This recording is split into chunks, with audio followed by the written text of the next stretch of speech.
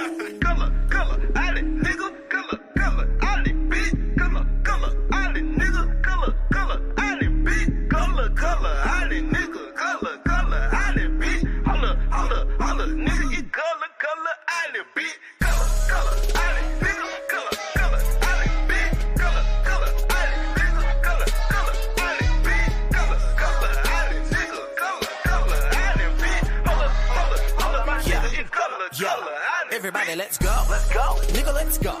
To a motherfucking place that you ain't never been to. But keep it on the low. Where you can absolutely, positively get on the side of the stove. Sipping on that 4-0. Nigga, fuck the 5-0 with your pit bull. Don't let them roam around, though. On the pack of the loud, go ahead, you can blow. Ain't a motherfucking noose on the aisle. Already been burnt on a pile. You ain't never ever gotta worry with your motherfucker whoop in the gun to the back of the head of a child. Go wild. Welcome to the land of the colored. All we do is win, never suffer. Ain't no cops in the cover. Where every kid on the block never had a clock. And all families got a father and a mother, but we all living good. Nigga ain't got good. He delivered us cause he could. Well, they couldn't bring crack to the hood cause it ain't no hood. Tyrone and Keisha doing pretty damn good. All the kids wearing hoodies. Coming from the back of the 7-Eleven with a pack full of goodies. Skittles with a can of Arizona on deck. From a black don't store cause we mobbing like that. All black bins cause we got it like that. All black rims cause we got it like that. And we ain't gotta worry about nobody shooting us down cause we don't look suspicious. In our neighborhood watch cause we watch the kids. My mama, your mama, we all related. I'm so elated. Never in a million years would have thought a world like this existed. Color, alley, nigga, color, alley, bitch, color, alley, nigga, color, alley, bitch, color, alley, nigga, color, alley, bitch, holla, nigga, you color, alley, bitch, color, alley, nigga, color, alley, bitch, color, alley, nigga, color, alley, bitch, color, alley, nigga, color, alley, bitch, holla, my nigga, you color, alley, bitch.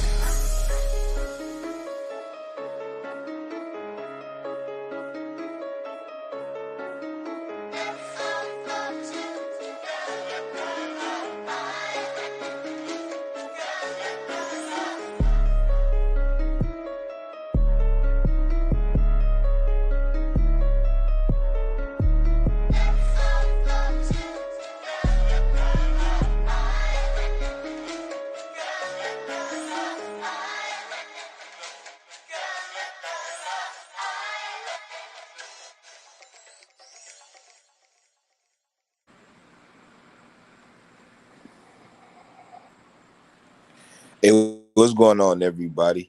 Thank you for tuning in. How y'all doing today? All listeners and current listeners, this video is going to be similar to the one that we previously did, but I'm going to be going kind of state by state, any state that may get mentioned, just to see what the text or Jack D. Forbes has studied or written down about that state and the reclassifications there.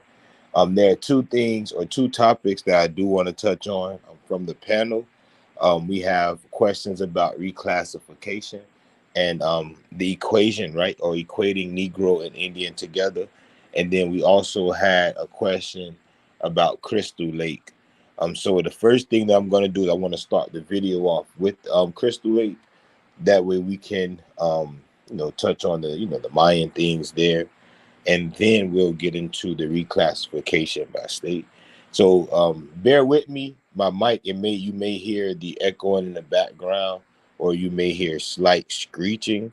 And that'll be because I'm running dual controls, but I'm not logged into the same. If I was logged into the same account, you wouldn't hear it. So let's go ahead and play this video. One moment. Let me set this up.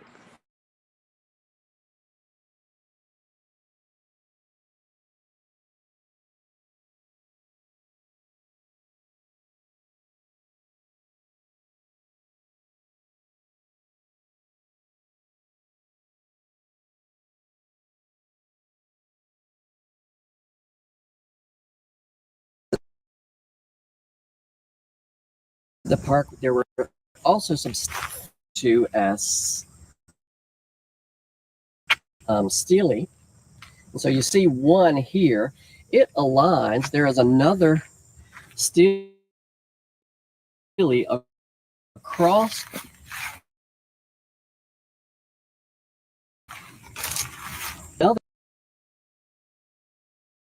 the site all the way over on the other side of the site. I don't. Every time I get on here, it goes to glitching for some reason. Um, Let me see. I can just send the link. But basically, what is explaining, what the video is explaining, is that different groups of people that are classified or spoke what is known as the Maya languages, actually came to Florida. In that Crystal River, they have different temple mounds and ceremonial mounds, which prove this connection.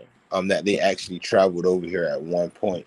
The land is so big, right? And the Gulf is not really, it's not vast. So travel wouldn't be impossible. So that's basically what that talks about. um Now, dealing with reclassification, that's what I want to speak on now, being that I can't play the video. um let's go to Jack D Forbes. Let's go to Jack D Forbes. So I do want to ask Shayla, you asked, as you was asking about reclassification earlier. What was the question exactly that you had? I think I mentioned something about both Africans and indigenous people being labeled as Negro.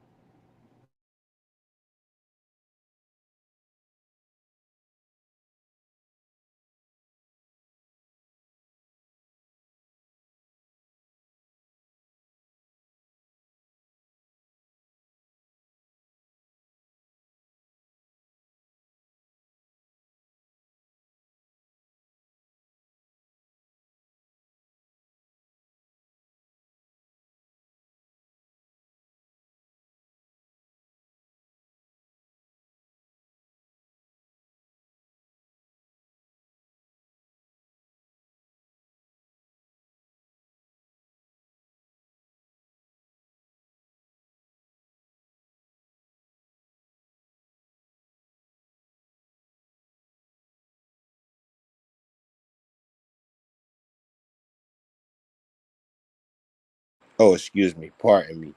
um so this right here, dealing with Cavern, is talking about the Yamasi War. They actually raided a lot, when it got a lot of slaves for him. But during the war, he basically said he had 100 white men, 100 Negroes, and Indians. But Peter Wood says Negroes may never have played such a major role in any earlier or later American conflict. Now, that this quote is going to make sense once we continue, right? Because before this war, the use of Negro wasn't using it how they're using it today. So talking about these different groups of people, right? So it says the inhabitants, they were very apprehensive that the Cherokee Indians, in conjunction with the Negroes, would invade them. So what they were explaining is that the Cherokee in Charlestown, excuse me, um, they were allies, right, of the so-called Yamasi. One moment.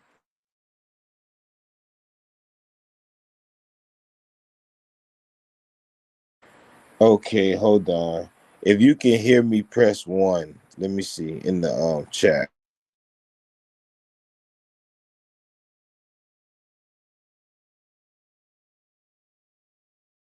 Okay, so I'm good. All right, perfect. So basically, let's continue. I don't want to hold on that, right? I don't want to make it a lesson.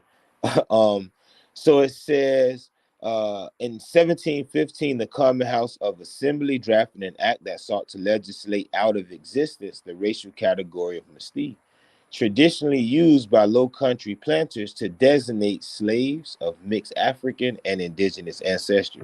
So, with the little bit of Africans that they did have, right? Those handful of Africans, some of them mixed in with indigenous women.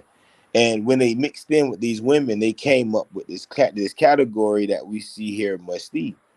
Now, later on, what it says is that they found it problematic, right? So now what they did is that every slave that was not entirely Indian shall be deemed or counted as Negro. So if you were indigenous and you were presumed to have African blood, then you were considered Negro. And we find this in the case of Pedro el Negro, or Pedro the Negro, who lived in Florida, a Yamasi man, excuse me. He was called Yamasi, but they said of dark skin or possibly of African ancestry. It's like, wait, what the fuck? Like, was he just dark skinned, or did he have African ancestry? Right.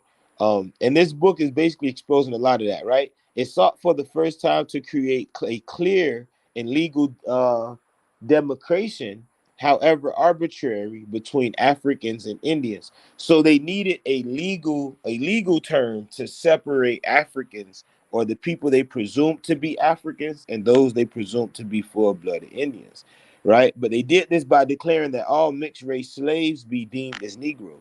So again, whether you were fully indigenous or mixed blood, they were considering you to be Negro. And like this what I said on Saturday. They wanted to create that line, right, of just black and white. Anyone that's not white, we're just gonna call them Negro because they're not white. They're other than, right. Now it says it effectively maneuvered the gravitational pull of slavery to that side of the line. To what side of the line? Negro. But why did it move? Why did it maneuver the gravitational pull of slavery to the line of the Negro?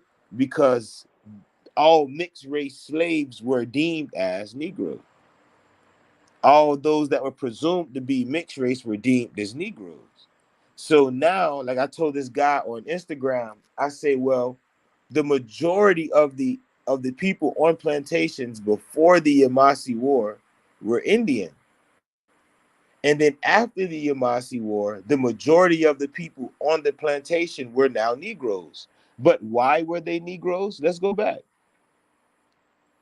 Because in 1715, what happened? The Common House of Assembly sought to legislate out of existence the racial category of Musti, designated to designate slaves of mixed African and Indian ancestry. The act ordered that all slaves, or all such slaves who are not, or who is not entirely Indian, shall be accounted and deemed as Negro.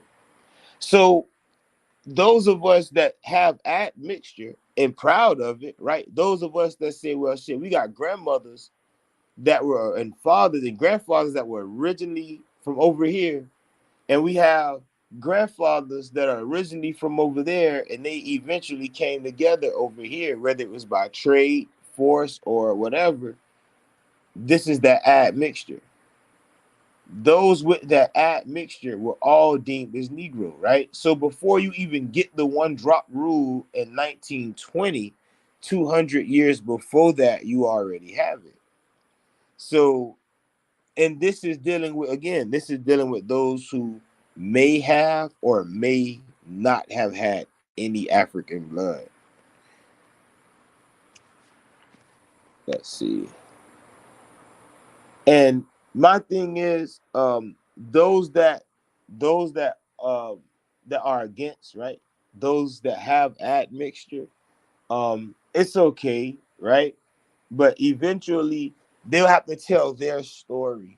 And this is why it's so important to look at those documents when it talks about when it talk or deals with the colored and the Negro, the black, all that good stuff. So it said that the white majority segregated Indians and Negroes from each other, in order to preserve themselves against combined threat. Now, the Yamasee themselves, or those groups that were considered to be Yamasee, they were called or considered to be Negroes, right? And Thomas Woodward stated that these people were dark skinned, had coarse hair, thick lips, and flat feet. So eventually, or what's being said is, and here it goes right here in full. And it's in the question form. It says, did white Carolinas intentionally distance themselves from their Indian slaves by regarding them to the fields? Unfortunately, the evidence does not conclusively answer this question. According to Winthrop Jordan, English colonists used the separate meanings of Indian and Negro to triangulate their position in America. Before they could do this, however, they first had to separate the meanings of Indian and Negro. And evidence suggests that many white South Carolinians were in the process of doing just that after the Yamasee War. So Shayla, talk to me. What you think about that?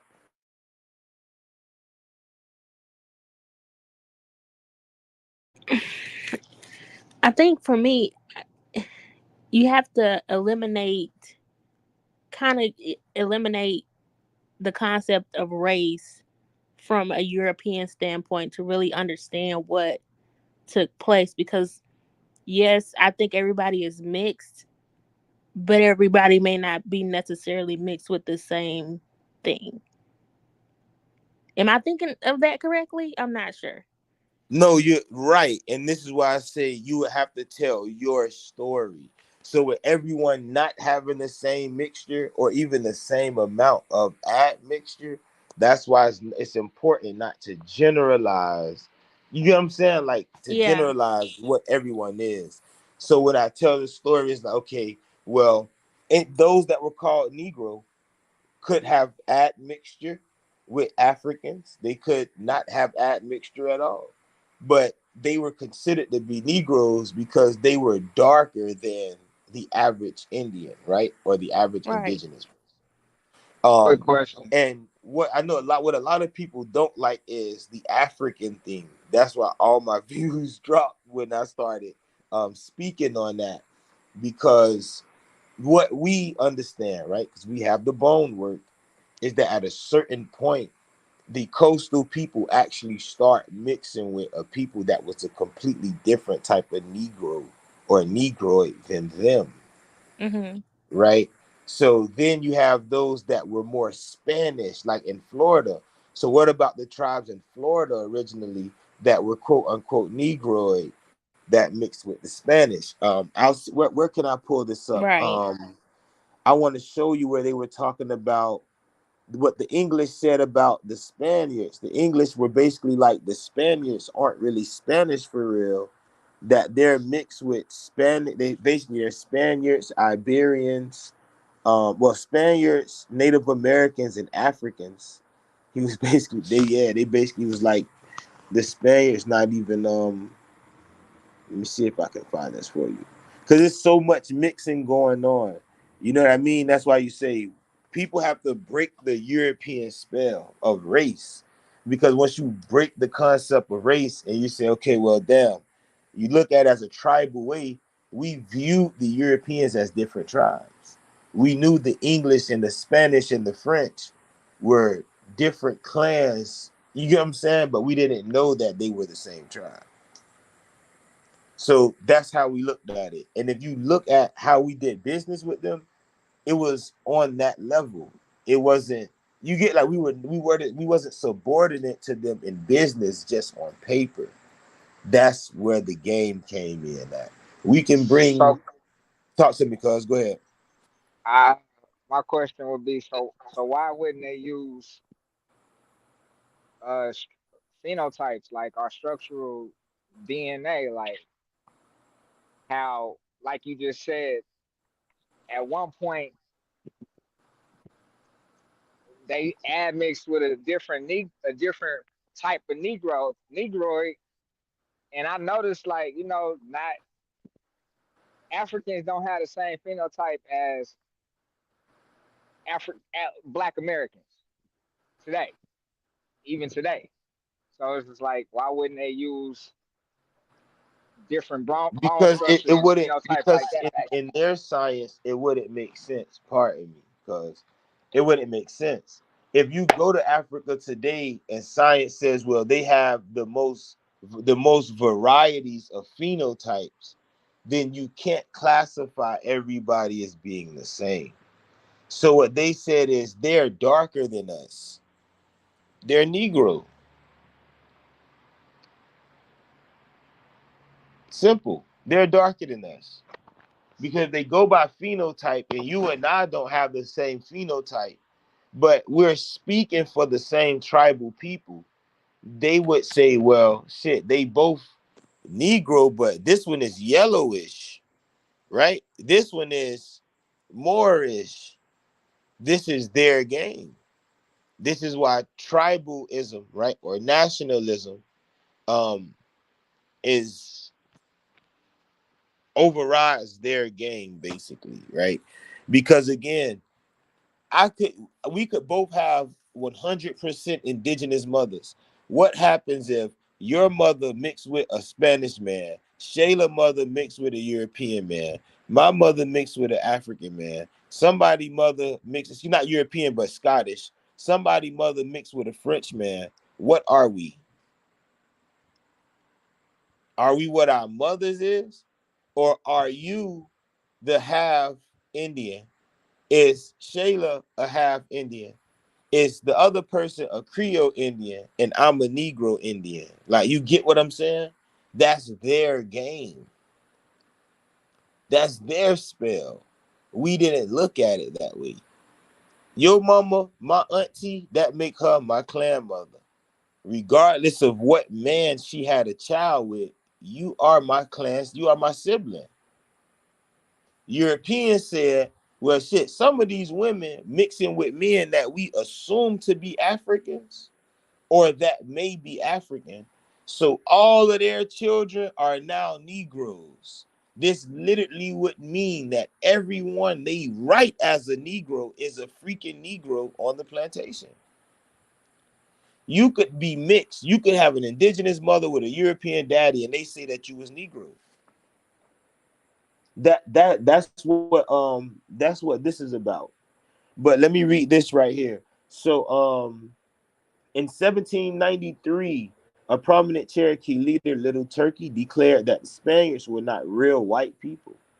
That what few I have seen of them look like mulattoes, and I would never have anything to say to them. This statement, designed to place Anglo-Saxon ear to please Anglo-Saxon ears, is perplexing only if we conceive the term mulatto as referring to a narrow mixture of black African and European Caucasian. The Spaniards of Florida and Louisiana were, of course, largely mixed with Arawak Carib and North American Native ancestry, as well as Black African and North African. So, and the dagger is this is where you get the Moors, right? These are your Moors, or as the elder would say, the Moriscos in their language. These are the dark-skinned Christians that were mixing in with these different groups of indigenous people. So if they have all of this mix, what are they? Bro said, well, they mulattoes, they mixed blood. But color takes you out of nation, right? Color takes you out of tribe.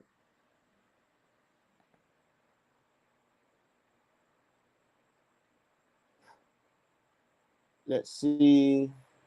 All right, all right. It says in Florida, we find that in an Apalachicola Indian man named Tom Fackner had married a Negro, quote, Negro woman who, along with their children, was carried off by a Georgia white man and held as a slave.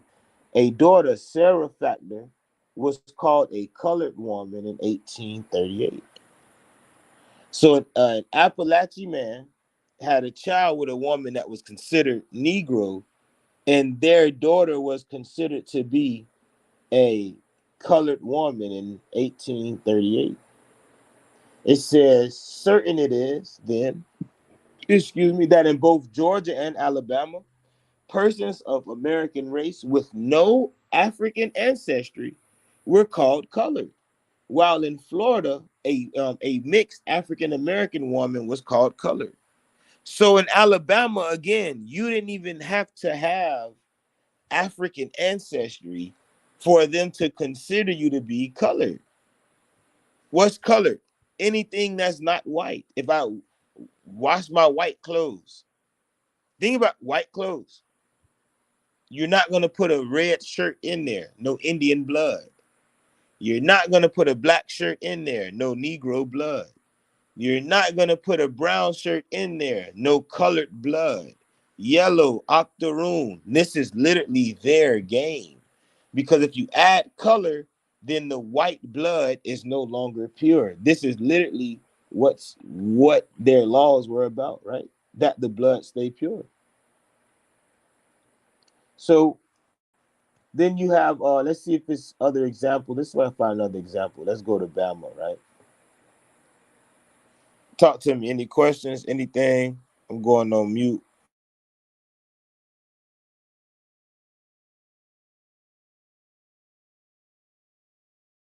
Or if anybody in the chat has any questions, you can put the questions in the chat, and I'll answer them as I go. Let's see. So how do we break that confusion? People have to study language, right? Actually study these languages and see what these what these individual words mean at what times in all of these places. Because once you get to that point, and you can say, wait, this whole town was reclassified and such and such and such and such was there, it's a high probability that your family member is also reclassified, right? That's a way to get through the spell, right? Or break the spell. And then look at how these things were used in law, right? In different, in different cases, because Negro may come up, right? Indian may come up, and in law they operate different. So that's definitely important to check out. Let's see what we have. Let's see, in Alabama, the state code seemed to have placed all persons of American ancestry to 1/8 blood in the same category with part Africans. Okay. All right.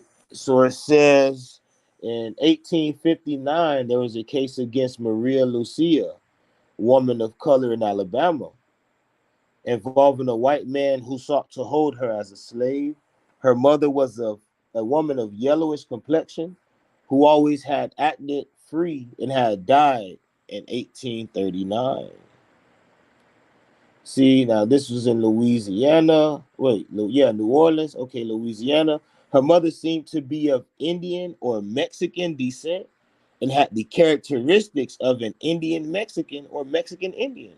The presumption must be, according to the court, that she was free, since the presumption of the presumption of slavery applies to Africans or persons having Negro blood.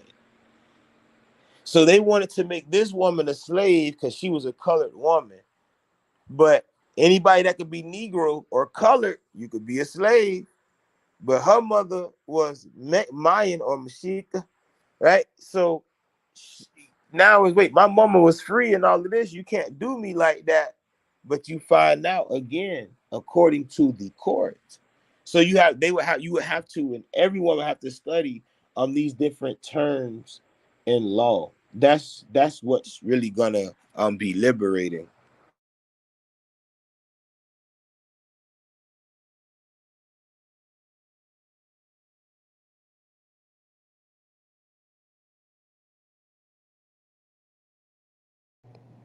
I'm curious to know what a Mexican Indian is. The Mexica, someone that's Mayan or appears to be um from that, right, Mesoamerican, right? Because they have that admixture of indigenous Americans, they have the admixture of the Lenape, or those people that came into that land, and then you do have the Makaya, which are indigenous people there, and then some say that different groups of Nubians mixed in. So who knows, right? Who really knows if they considered her daughter to be colored?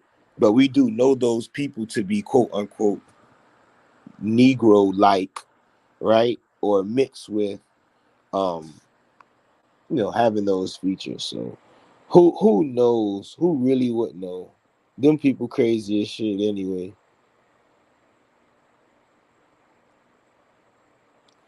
Let's see.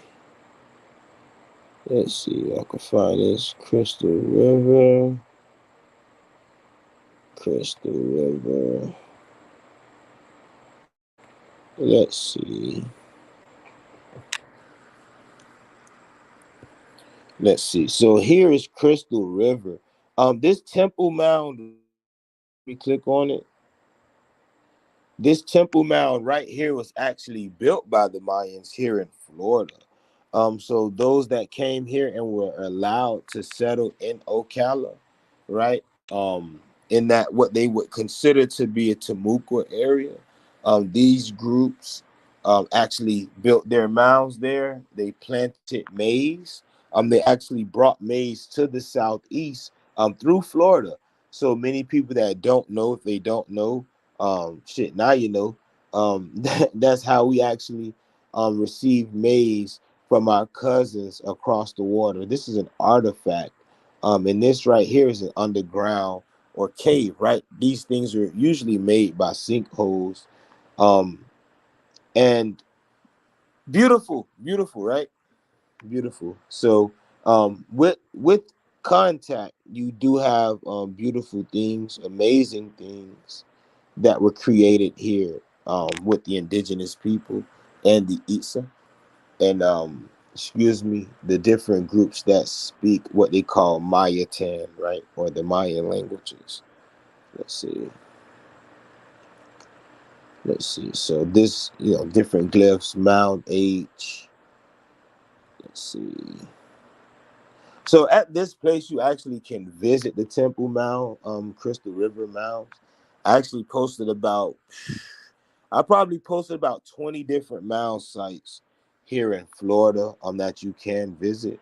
Um, if y'all are, well, what states are y'all in? If y'all don't know any mound sites, I actually can pull them up, or any mounds that may be in any places that your ancestors may have originated or resided. Before I do get off, because I'm off at 9:05. I know about the mounds here. Well, I kind of like somewhat researched them, but the Spiro mounds, but they don't seem like they deal with anybody from the southeast. I feel like that's like further west tribes that came in from west from my research. Okay, okay. What I want to do is, I did that Carolina Bay video. I definitely want to do a video about the Carolina Bays again. And while doing that video, I'm gonna go over different prehistoric mounds, different pre-Columbian mounds, pre-Mississippian mounds, things like that. But this video I just want to leave up so people can know, like, just because the shit say that you're a Negro, it's like, what the fuck is a Negro? You get what I'm saying, bro? Like, Right. don't fall for the trick. But in the same time, just because it says Negro doesn't mean that you're 100% Indian, right? It's like the absence of evidence isn't the evidence of absence. So, like, well, they said Negro, but they called the Indians Negroes, so I gotta be 100% Indian. It's like, okay, well, what you judging that off of? What you believe, right? Because if you judging off what you believe, then okay, that's what you believe. If you judging it off what you know, it's like, okay, well, tell me what you know. Well, shit, they never said we had a family member. Okay, cool. All right. But yeah, we ain't African. Okay, well, you may not have admixture. But we are not gonna deny anybody any enrollment because they have admixture. That's silly as shit. It's people out here that, oh yeah, I got a granddaddy that come from Blicking Hall. But they got pale skinned granddaddies that they happy about. But you say you might have a little admixture with somebody from across the water. Oh no, I ain't African. It's like, bro, if you indigenous, be indigenous, learn your culture, learn your language, learn your dances, learn your history, learn your family history. Your bloodline is not the same as everybody in the tribe. It's not even the same as everybody in your clan. But respect that everybody here, everybody human, people learning, and they get in the word. That's the best thing to do, is to just respect the word. Okay, so another question: how would somebody even find out if they was from across the pond anyway? They will either have documents. It's actually certain tests that can trace you over there. Yeah, it may not tell you what exact tribe, that's impossible, but it can show you different family members that you may have over there, and those family members may have been taken over there, right? Some of them may, originally, or may have come from over, where, how they do the swap or whatever, whatever. But there are multiple ways, right? Story, oral tradition. So those tribes that have stories about Tarman, right? Those tribes that have stories about Anansi or Anansi, that come from over there. So you even have oral traditions that originate in the other land that actually tie in with different tribal stories, right? So the Yuchi today will show you how they have connections to Africa based on oral traditions, whether it's stories and or war, right? Um, but a majority of this, quote unquote, when it comes to their blood work, isn't definite. So who, you know what I'm saying, that how it happens would be based again on person. Do you have that blood work that's effective, that's actual? Do you have the paperwork that can tie you into someone in Africa? Do you have the tribal stories that can tie you in back to someone to Africa? Some of them do, right? Like if you go to the Akchula Institute, the Akchula Institute, they actually had an indigenous woman who explained that her grandfather remembered his trip from Africa, and this was in like the 1830s or some shit like that. But he actually remembered the trip, and she asked him, "Well, how do you know it wasn't somewhere in the islands?" And he explained it to her.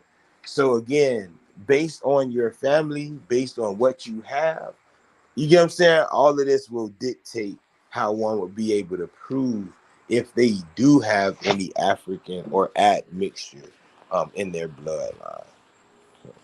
So many different ways, but it's what fit that person, bro. It's not one size fit all. It'll never be one size fit all.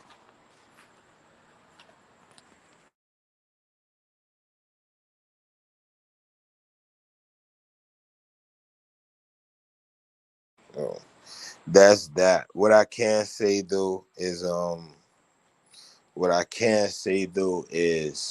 when it does come to this, if you are indigenous, you are indigenous.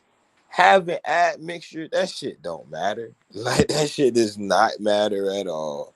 Like it don't matter at all. Your mother's indigenous, okay.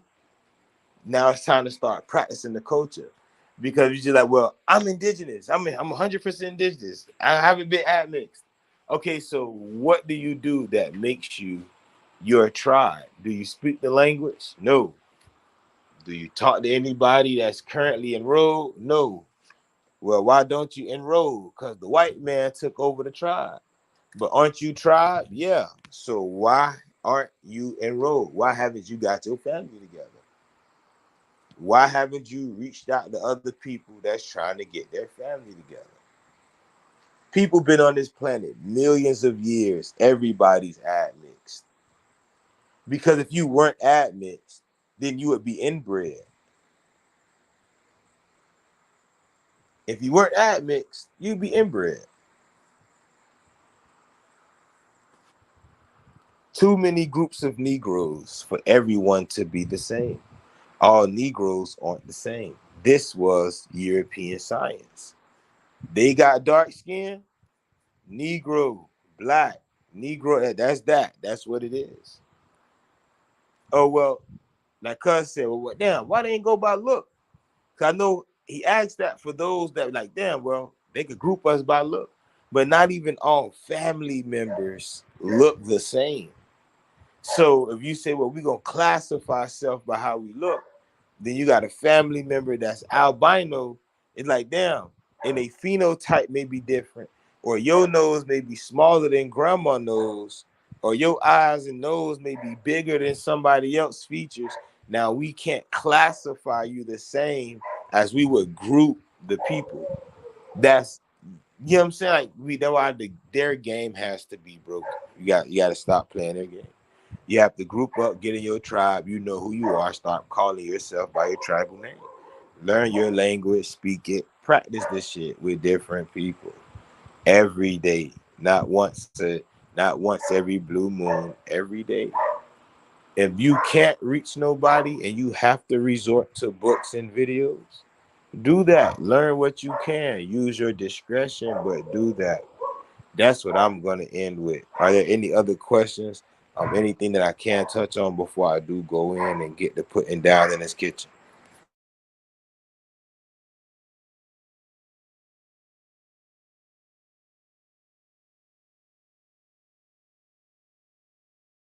No. All right, all right. So thank y'all for tuning in. Tomorrow we'll be on again at 8. Hopefully everybody is on. Everybody did get a little busy tonight. So hopefully everybody's on tomorrow and we'll have a bigger panel. And tomorrow's video, I'll come up with a topic, or if anyone has a topic, just DM me the topic and we could go ahead and talk about it. I'll make sure to do my good research and bring you exactly what you need. That way you don't have any questions after. Now again, dealing with this topic, I just want to say again, if you were darker than a European, you can be indigenous or not, they was gonna consider you to be Negro. So take that with you. Anybody that's not white, you ain't right in their, you feel me, in their system. That's why I was always built against the people. So y'all do enjoy y'all night. Thank you.